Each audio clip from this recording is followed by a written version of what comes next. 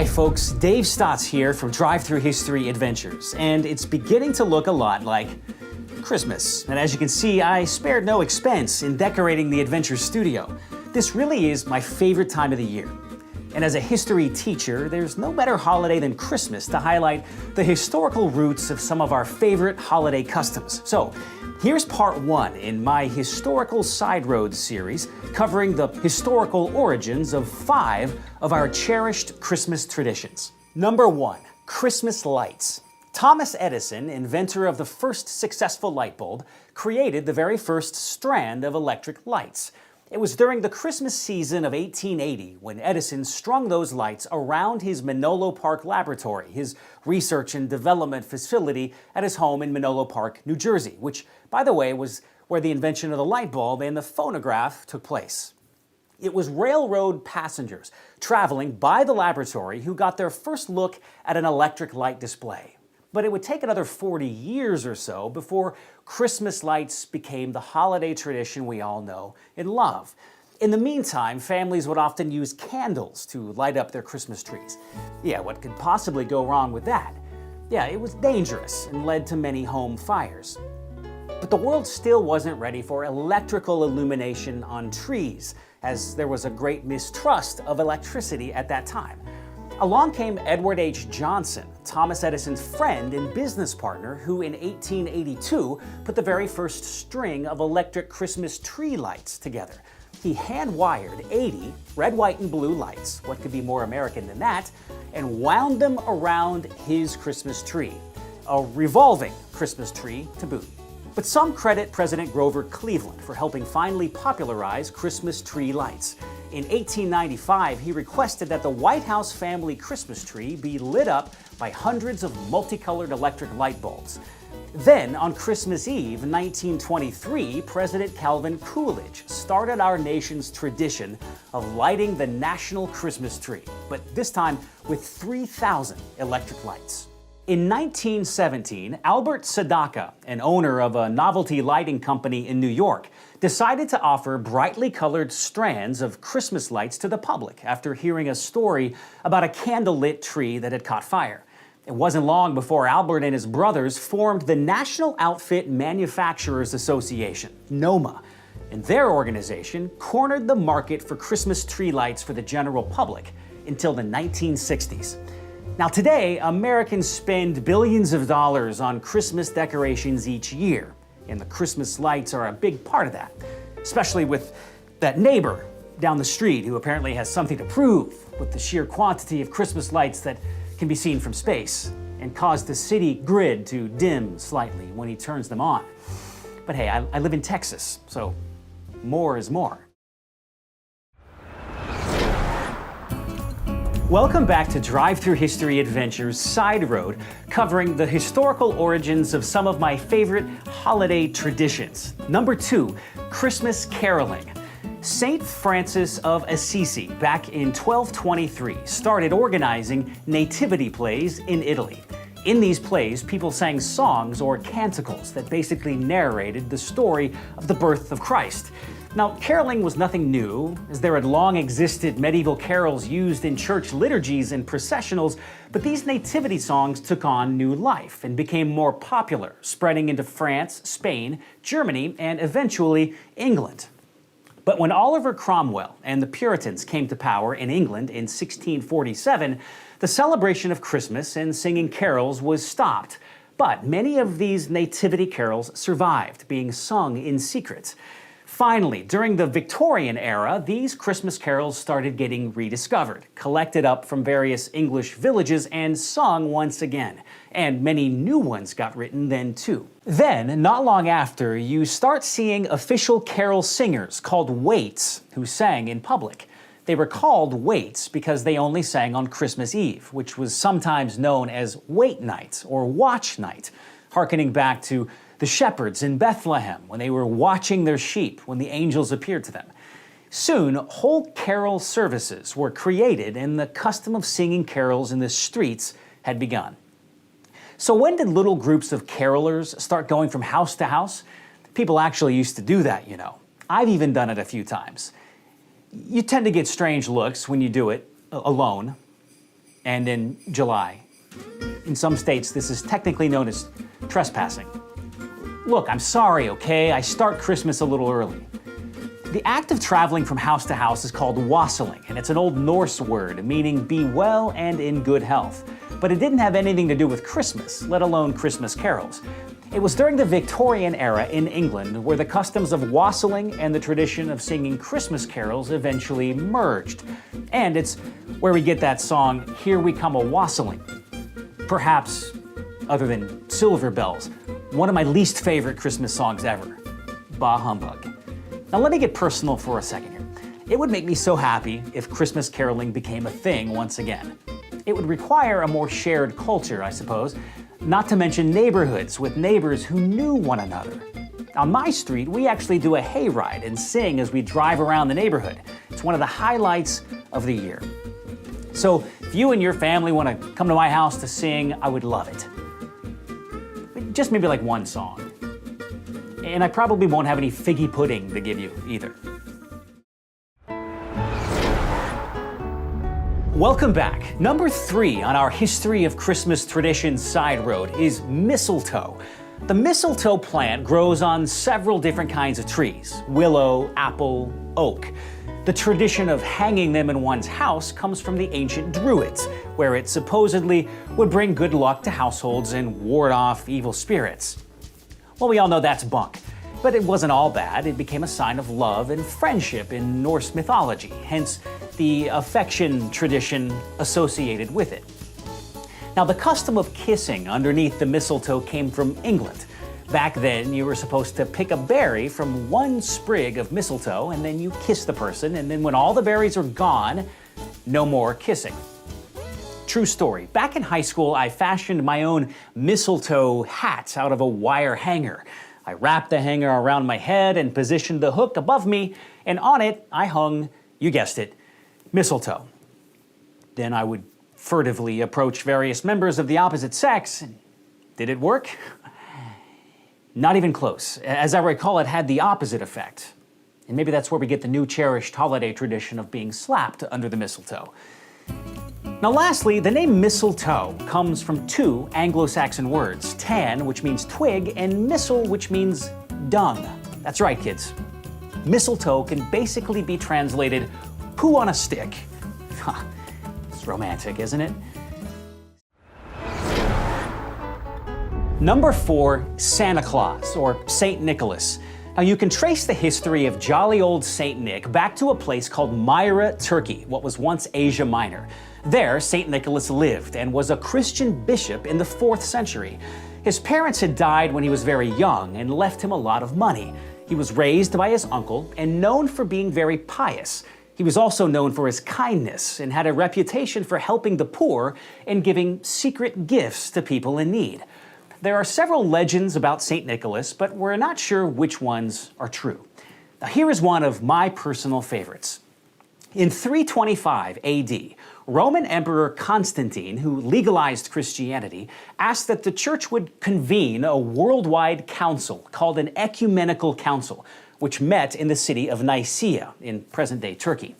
The council was convened to solve a huge controversy that had erupted over how Christians should understand the nature of Jesus Christ and his relationship to God the Father. Did Jesus share the same divine substance as God the Father, or just a similar substance, and therefore would be something less than fully God? The source of this controversy was a priest named Arius, who had been teaching that Jesus was a created being and therefore not fully divine.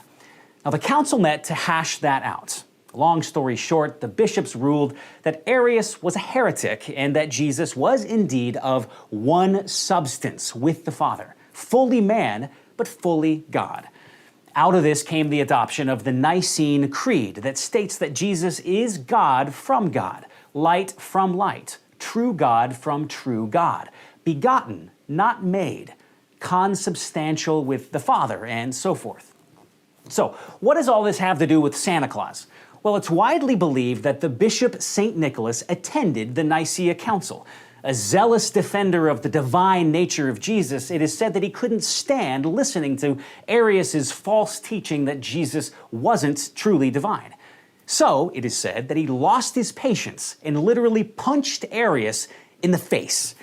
Now, today you can find several funny memes about St. Nick doing just that. My favorite shows an ancient icon of St. Nicholas with the caption, "I came to give presents to kids and to punch heretics, and I just ran out of presents."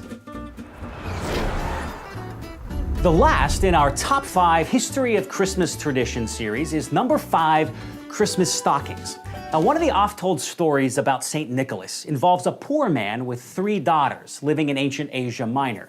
This man was so poor, he had no dowry for his daughters, so they couldn't get married. A dowry is money paid by the father when his daughter gets married. St. Nicholas was passing through the town and heard the villagers talking about this poor man and the 3 poor daughters. Naturally, he wanted to help the family, and he decided to do it in secret. So, after dark, he threw 3 bags of gold, one for each daughter, through an open window of their home, and one of them landed inside a stocking that had been hung by the fire to dry. When the family woke up the next morning, they were overjoyed that the girls could one day get married and live happily ever after. You can see where I'm going with this. It led to the custom of children hanging stockings by the fire for gifts from St. Nicholas.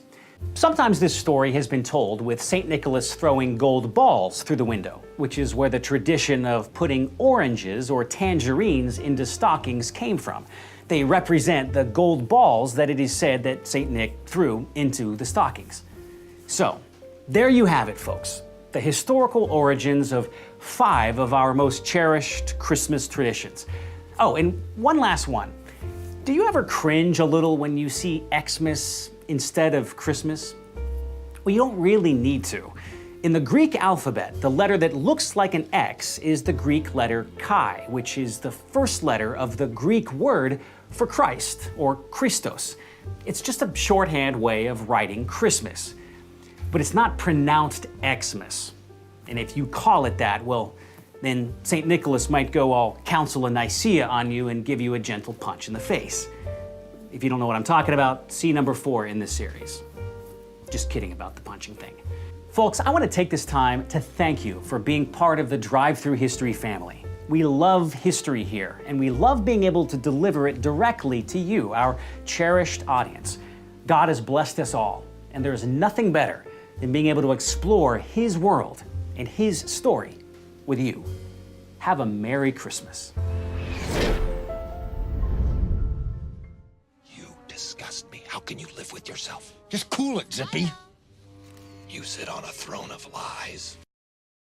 I thought I was done talking about folk history and holidays, at least for a little while. But then my boys asked me to make a video about where Santa Claus comes from. They're at the age where they find history a bit more interesting. Not as interesting as Minecraft, but still interesting. Now, I have 2 other videos, older videos, on Christmas that I will link in the description. One is on the history of Christmas presents. The other is on the story of the song Silent Night. This topic, though, is on the age-old question, where does Santa Claus come from? It's actually a harder question for people to find out on their own. Some of you may be aware that there was a bishop in the 4th century named St. Nicholas, but it's unclear how he got reindeer and started breaking into your houses to deliver presents. Some are even suspicious of Santa, thinking he's some sort of secular plot to remove the true meaning of Christmas from the Nativity. I've had at least one educated man tell me, to my face, that Santa is just the name for Satan scrambled up to hide the devilish origins. Well, there's a lot of good information out there on the history of Santa, but it's not easily accessible. At least there is nothing immediately available in this kind of format. There are scholars of all stripes, religious and secular, who have pieced together much of this story that I'm about to tell you. But if you've watched some of my recent videos, especially on Halloween, you're already probably prepared for what I'm about to tell you. Santa and Christmas are Catholic traditions that get altered, changed, and secularized by Protestants after the Reformation. There is almost no connection to the Roman practice of Saturnalia or to the god Odin, though you'll often hear those claims in pop culture. Credentialed historians are agreed on that point, by the way. though a Google search or Wikipedia can make it sound like the jury's still out. Neither the Romans nor the Norse had anything that approached the idea of Christmas or Santa, though now, of course, the number of things said to be originally part of Saturnalia is comically large and mostly historically false. In fact, as you'll see in a minute, most of what we consider to be quintessentially Christmas and quintessentially part of who Santa is was invented in the 1800s. And the legend and the image of Santa didn't even get fixed until the 1930s. Santa Claus and Christmas, in other words, are new traditions riding on the coattails of older Catholic liturgy. Okay, first, St. Nicholas. We can count on the fingers of one hand what we know about the origins of St. Nicholas. We know he was Greek and from a wealthy family. We know he was Bishop of Myra in modern-day Turkey. He was persecuted under Diocletian just prior to the rise of Constantine, and he may have attended the Council of Nicaea, where the Nicene Creed got its first draft. That's it. At least that's all we know for sure. Even the Catholic Church only formally recognizes these facts as provable for St. Nicholas. And so much of what we consider to be the fuller story of Nicholas comes from the legends and stories written down at a later time. My favorite is the legend that states that as an infant, Nicholas refused to breastfeed on Wednesdays and Fridays, since those are Catholic fast days. I'm sure that's how babies work. But he was certainly famous.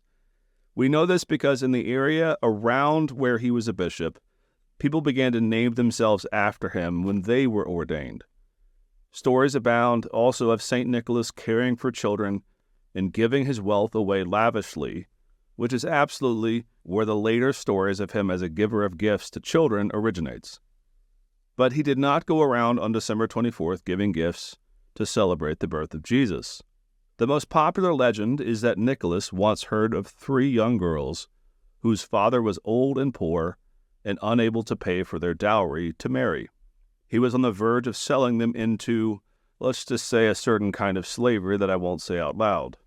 Nicholas, the story goes, decided to act, and he came to the window of the home at night, and on 3 consecutive nights dropped a bag of gold into the window to pay the girls' dowries. Now, there's lots of little permutations of that story that go far and wide, but the basics are all kind of there. He gives lavishly, and he does so anonymously, and he is looking out for younger people in need.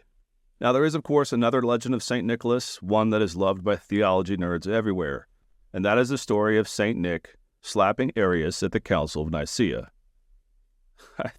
I think it's just the juxtaposition that makes people laugh. Bearded old Santa Claus slapping a heretic for denying the divinity of Christ. Well, the story is unverifiable, I'm sorry to say. It really is only written down later in the Middle Ages. It is interesting, though, and it may have been true. This is actually a rare story because it tells a negative story about a popular saint, which does give it some measure of veracity. And no, by the way, this was not how business was conducted at councils. The later story is that Nicholas did this, he slapped Arius, and that he was defrocked and removed from his bishop's seat as a result. So we really don't know what to make of the story at all. Maybe it happened, maybe it didn't. But, well, the memes are going to live on no matter what. So that's not much to base Santa on. But then something happens in the 11th century. Just on the eve of the Crusades, the bones of St. Nicholas were stolen by a band of Italian merchants and removed to the southern city of Bari in Italy. To this day, in fact, his bones are on display there in the tomb in the Basilica of St. Nicholas. Now, for my money, that's the funnier story. You can go see the bones of Santa Claus in a church in southern Italy. Maybe don't bring the kids. But that translation, as we call it, of the bones from modern-day Turkey to Italy brought a new veneration for the stories of St. Nicholas to Europe. And so the story in the West began to grow. Now, it's important to say there is an equally important expansion of the story of St. Nicholas into the regions that will one day be Russia, but I can't go into that. But the Russian Orthodox Church has a long-standing history of veneration of St. Nick, but that veneration does not produce the same story of Santa Claus as we know it today in the West. In Europe, though, two things happen. First, the Feast of the Nativity, that is to say, the commemoration of the birth of Jesus, was established in the early church to fall on December 25th. As I always say, no, they did not think that he was born on that day. No one did, at least in the ancient church. There was an older practice of Saturnalia, as I've already said, that was basically just a bunch of wild parties during the winter solstice. And they were largely over the top and, frankly, as Roman parties tend to be, kind of wild.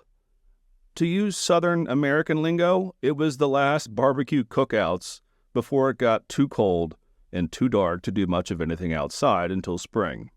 That's really what Saturnalia was at its core. The other thing about Saturnalia is it was a time of kind of upheaving the traditions, the standards, and it was a time of what we would call misrule. And that idea of misrule and partying is what sticks around in European Christmas. So keep that in mind, and I'll come back to it in a minute. But the Feast of the Nativity had nothing to do with giving presents or Christmas trees or St. Nick or any of these things that we call Christmas today. Rather, it was December 6th, the feast of St. Nicholas himself, that was the day for presents. Those stories of St. Nick giving gifts and being a bishop, weighing your sins and your virtues, was mostly what was in focus on December 6th. It was essentially a childlike version of penance. It was said that he would bring a sack of presents around to those who had been good. But he also, and this is also funny, carried a switch for those who had been naughty. And that is, of course, the origins a bit of Santa's list. You can just see the frazzled mothers of bad kids warning them that Santa is going to whip you when he comes to town. And you thought Elf on the Shelf was manipulative. But don't mistake the story. It was more of a playful penance, a liturgical catechizing of kids into the practice of weighing your sins and good deeds in this act of penance on December 6th. In other words, what we consider Santa and Christmas was actually a story that was celebrated on St. Nicholas's Day, December 6th. And the practice was largely, again, a Catholic practice.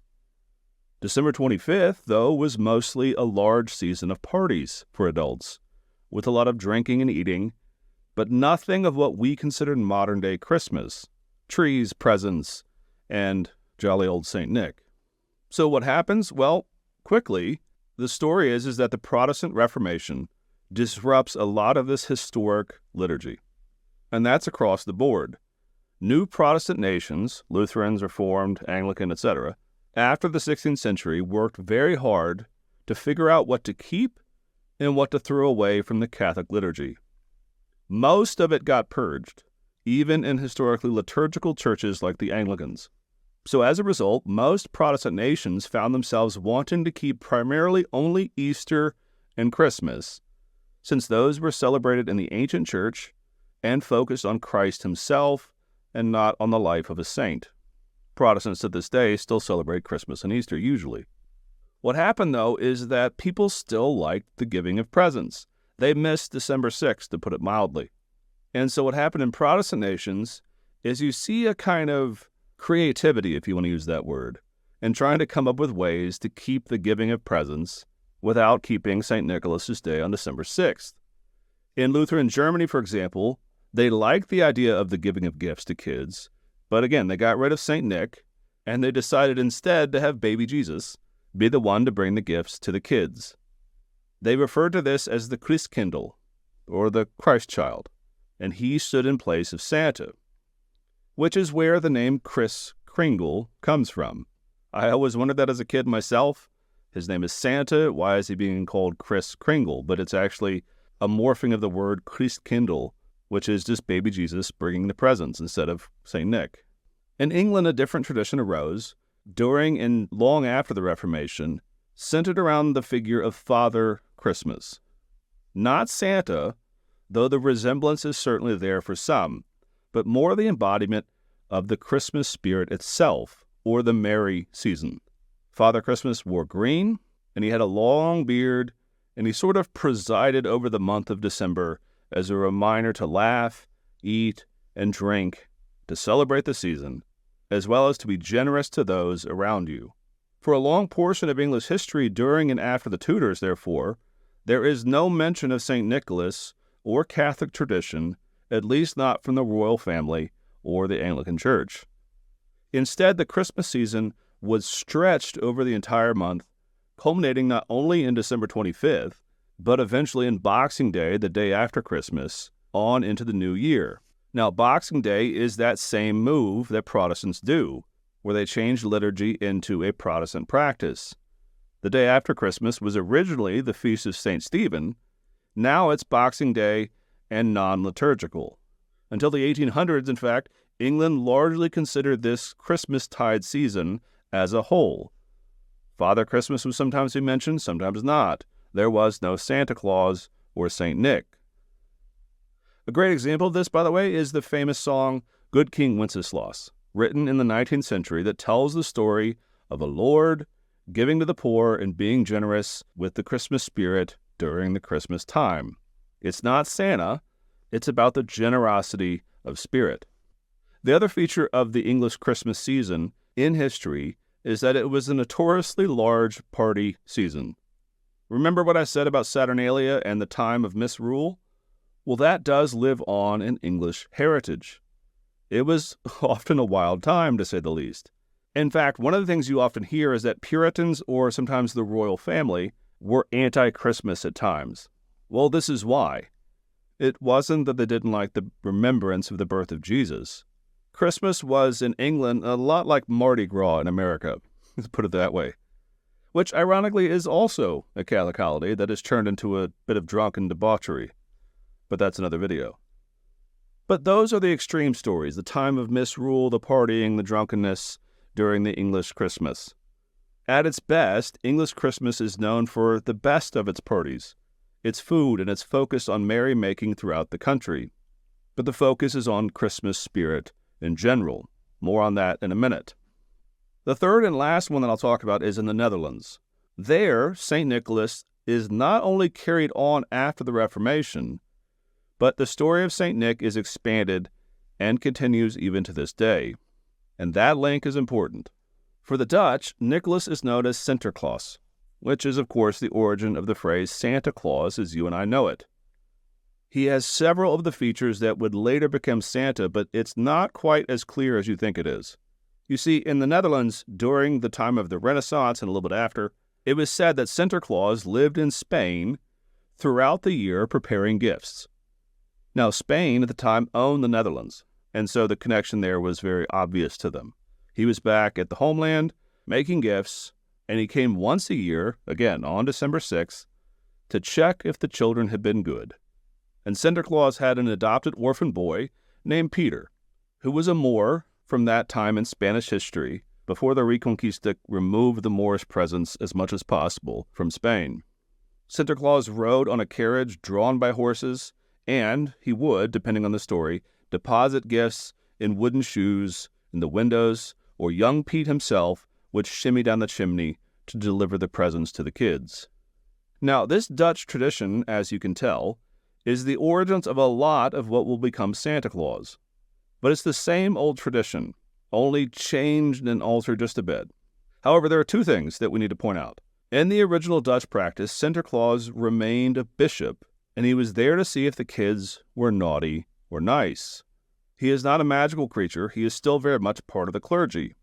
But also, to this day, the practice of dressing up as Black Pete is deeply problematic. Another story told by the Dutch is that Black Peter, or Black Pete as he is called, merely has soot on his face from climbing up and down the chimneys. That's not true, though historically he was Moorish. He was of African descent.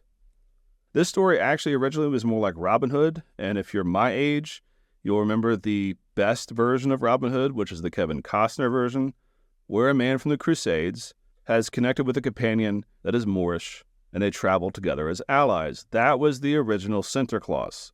Again, from the Renaissance, it was this idea that a wealthy person living in Spain with an orphan boy at his side would come and bestow benevolence upon the kids there in the Netherlands. Now, today, needless to say, there's a lot of controversy about it. So if you arrive at the 1800s, there really is no Santa Claus. The Dutch practice is again still largely Catholic, still focused on a man from Spain coming to weigh the good and the bad from kids. So where does Santa Claus come from? Well, the simple answer is he's invented in New York. St. Nick and Christmas presents and all of the lore, you might say, behind Santa Claus was invented almost entirely by a few men in New York in the 1800s. And I use the word invent purposefully because while there are roots and hints of Santa Claus in Europe, as we've already seen, especially in the Netherlands, what happened in New York was, you might say, creating a folk history for the first time. The men involved were largely associated with the New York Historical Society. And if you remember your civics classes, New York was originally New Amsterdam, that's right. There was a long memory there, you see, of certain older traditions from the old world that the wealthy elites in New York felt were ripe for developing a new tradition in America. The society had Dutch roots, and they began to hold annual dinners on December 6th, there's that date again, to recall the original story of Sinterklaas, now called St. Nick, minus the kid in blackface. And then, after some rumination on the themes of Christmas and St. Nick, two men in particular, though there are a few others, should be credited for starting the ball rolling on modern Christmas. Washington Irving and Clement Clarke Moore. Irving, of course, is famous for the stories of Rip Van Winkle and the legend of Sleepy Hollow. But he was a famous writer in his day, and he loved, we should add, to make up things in his histories that were entirely fictional. He seems to like to blend fact and fiction with abandon. Irving created a lot of legendary ideas that we still associate with New York to this day. For example, he came up with the name Knickerbockers to describe the New Yorkers. And he was the first to call New York Gotham. Well, in his History of New York, Irving referenced St. Nick, or Santa, over 24 times. In Irving's work, he is still a bishop, and for most of the men in society, they kept that traditional Dutch theme. Only for Irving, St. Nick was no longer the punisher. He was a jolly old man who loved to spread joy through gifts, and he was also now living in the North Pole. Can't have him coming back and forth from Spain. He was a lot more magical, you might say. But the real explosion of popularity about Santa came shortly thereafter from Clement Moore in his poem, "'Twas the Night Before Christmas." Now, I will say here that there is some debate if Clement wrote the poem or if a man named Henry Livingston did. I won't go into that here, but there is a book that I've linked in the description of this video if you want to read more about it on Kindle. I'll keep referring to the author of "'Twas the Night Before Christmas" as Clement for convenience, though. But Clement was an independently wealthy man, also a part of this elite society, who taught Greek and other languages at General Theological Seminary. And he wrote this poem in the same tradition as Washington Irving and these other men who were discussing this folk story of St. Nick. The inspiration for his poem, it seems, was just simply his imagination. Clement, though, takes the tradition in an entirely new direction, and from this point on, Santa is becoming a real tradition in America. For one, St. Nick is no longer a clergy member. In fact, for Clement, he's not even human. He's a fat elf. Most people don't realize that when they read the poem. He's described as a jolly old elf.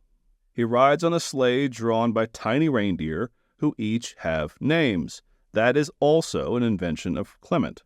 There is no Rudolph yet. Rudolph is invented later in the 20th century by a father whose wife was dying of cancer, but the others are there. And no, these reindeer are not Norse in origin. In fact, until this poem, there is zero affiliation with Santa and reindeer in European history. So here in the early 1800s in America, we have the full origination of Santa Claus. Based, to be sure, on older traditions, but frankly a new folk story created in the city of New York. Now, back overseas in Europe, in England, the story has developed during this century as well. This was the Victorian era, and Queen Victoria was the queen of doing things properly, and with a bit more, we might say, pomp and circumstance. Famously, the image of the royal family with a Christmas tree was famous, and suddenly Christmas trees became fashionable in England. And that picture caught the eye of Sarah Josepha Hale, who I mentioned in my video on Thanksgiving. And in the 1850s, she published that picture in the Goody's Lady Book, and then added to that over the years all sorts of new traditions for decorating the home for Christmas. Now, it's the 1850s. We've not yet approached the wonders of exterior illumination, but it's coming. But, lo and behold, because of Queen Victoria's picture and the Goody's Lady Book, the Christmas tree in the 1850s became part of the American tradition. Likewise, the stories of Santa Claus and his reindeer found their way back over to England and eventually supplanted Father Christmas there as part of now a quintessentially British Christmas. So you have kind of a cross-fertilization. Ideas are moving from England back to America for Christmas, and America sent Santa back to the motherland. So to put it very simplistically, England creates the deeper themes of the Christmas spirit, of generosity, merriment, and the overall, you might say, aesthetic of Christmas that many Americans found appealing. And all of that without Santa. Just see Charles Dickens' Christmas Carol as a great example of this. Published only a decade or two after the New Yorkers started fiddling around with this idea of Santa Claus. Dickens' Christmas Carol is a story of a man, Scrooge, who has lost his sense of Christmas spirit and generosity. Visited by the spirit of Marley, who, by the way, vaguely is in the chains of purgatory or hell for his greed, though it's all given a very secular ring to it. And after Scrooge's visitation by the three ghosts of Christmas, he finally is brimming again with the joy of English generosity and the Christmas spirit. Notice, by the way, no Santa anywhere in sight.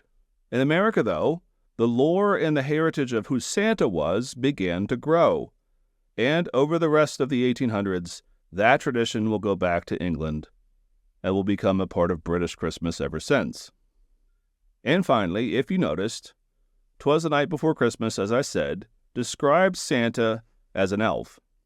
And what happens over the 1800s is that Santa really has no set figure or look, you might say. He has no brand. He is tall sometimes, he is short, he's an elf, he's a human, he wears red, he wears green. It's kind of a cacophony of different ideas. But finally, in the 1930s, the iconic representation of Santa as we know it would not exist were it not for Coke and the work of Haddon Sundblom. By the way, if you want to see a legendary career in graphic design and art, just go Google Sundblom. He literally did everything for the course of his career. He put the Quaker Oats man on the box. He created Aunt Jemima. He created all kinds of legendary brands. But he also gave Santa his final bona fide image. Sundblom gets rid of the fat elf imagery and instead makes him the jolly fat man with a white beard that we know and love. Rosy cheeks, twinkling eyes, sneaking in to eat a cookie, leaving gifts under the tree, that newly invented Christmas tree that was now a regular part of the American home. This was all invented in the 1930s. In other words, Santa, as you and I know it, is not even 100 years old.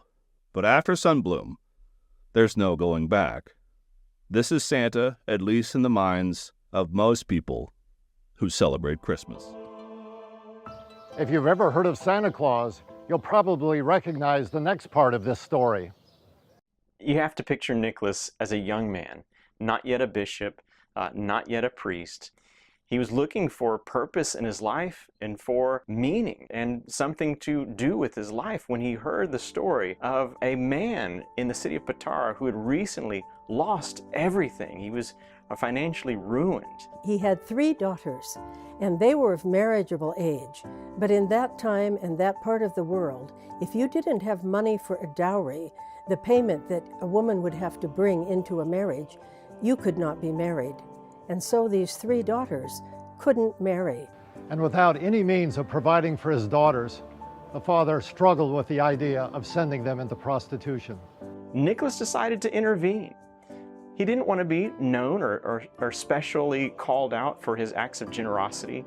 So in the middle of the night, he slipped out under cover of darkness, and he threw a bag of gold coins through the window into the house. It was found in the morning. The money was used as a dowry so that one of the girls might be able to marry out of their condition of poverty. When Nicholas saw how the money was used and how grateful the family was for that act of generosity, he decided to return.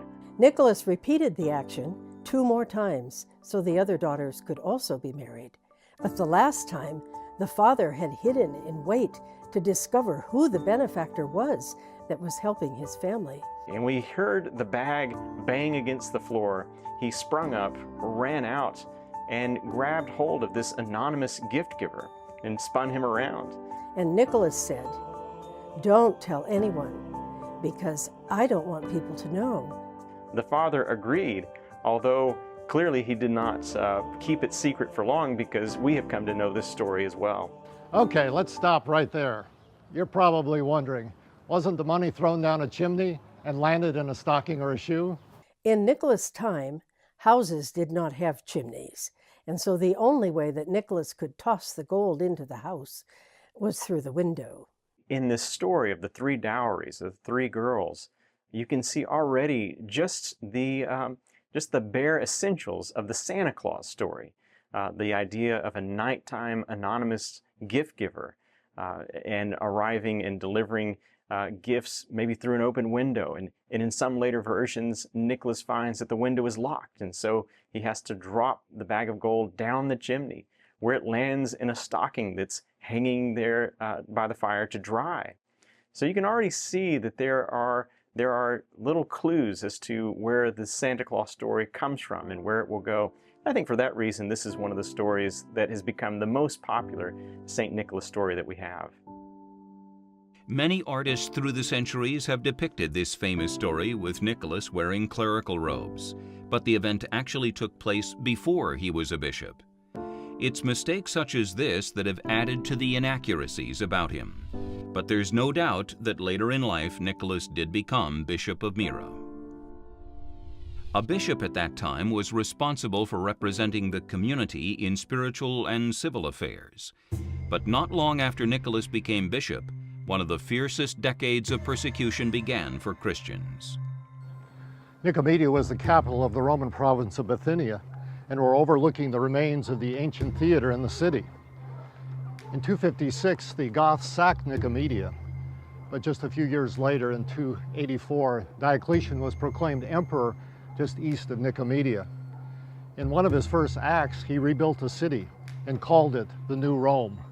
And from Nicomedia, Diocletian instigated the worst persecution of Christians to date.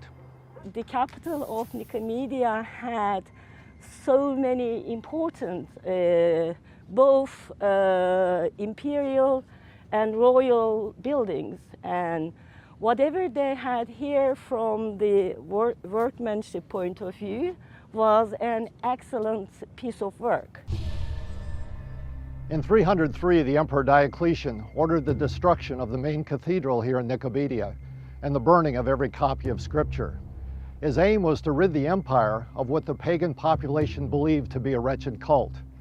The historian Lactantius tells us that Diocletian's reign was characterized by excessive cruelty to Christians. For many Christians, it can be a little depressing to see how commercialized Christmas has become. But I'm not one of those glass is half empty kind of guys.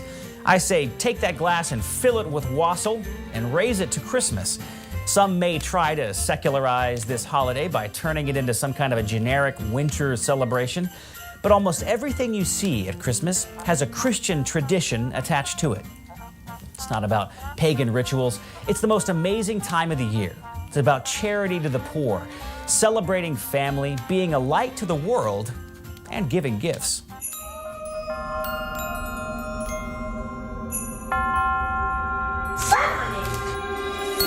Santa Claus, the jolly secret gift giver, is popular in America and Europe by many other names, but his origin comes from Saint Nicholas, one of the early Christian church fathers. Very little is actually known about the life of Nicholas. We do know that he was the Bishop of Myra in Lycia, Asia Minor. He was imprisoned under the persecution purge of the Roman Emperor Diocletian, but was released when Emperor Constantine came to power. There are numerous legends about Nicholas's secret gift giving to the poor. In one story, Nicholas provides a dowry for a poor man's 3 daughters by dropping 3 small purses filled with gold coins through an open window. He died and was buried in the middle of the 4th century. The expansion of Islam in the 7th century led to its domination in Asia Minor. Apparently concerned about the possibility that the bones of Nicholas might be desecrated, Christian crusaders moved his bones to a church in Bari, Italy in 1087. His bones are still there today. Saint Nicholas is venerated by Christians around the world and was probably inspired by the most famous biblical story of gift giving. That story is, of course, the Magi that brought gifts to the Christ child. The nativity scenes that are still so popular today can be traced back to St. Francis of Assisi. It was during the Christmas season of the year 1223 that Francis decided that he wanted to celebrate the Nativity, quote, in a new manner. It is said that Christmas was the favorite feast of Francis. We all know that St. Francis was especially fond of the poor and of animals. So, in the nativity scenes that are still so popular 800 years later, the poor are represented as shepherds, and the beasts of the field share the stable with the Christ child. Christmas lights are the brightest symbols of Christianity at Christmas time. The tradition of putting out lights at Christmas started very modestly as lighted candles were placed in churches, inside the windows of homes, and even on Christmas trees. Here's a tip for you and your children. If you memorize some of the scriptures about light, you'll never forget the true meaning of Christmas. When Jesus spoke again to the people, he said, "I am the light of the world. Whoever follows me will never walk in darkness, but will have the light of life." Further, Jesus said that believers were to reflect his light. You are the light of the world. A town built on a hill cannot be hidden. Neither do people light a lamp and put it under a bowl. Instead, they put it on its stand, and it gives light to everyone in the house. In the same way, let your light shine before others, that they may see your good deeds and glorify your Father in heaven. So the next time you think that Christmas could use a little more Jesus, open your eyes to all of the symbols that pervade our culture everywhere at Christmas time. Today, our courts, governments, and radical secularists are trying to drive Christ out of Christmas. They're trying to take away his birthday. Resist, we must. Like others that tried before them, they too will fail, because the light will always pierce the darkness.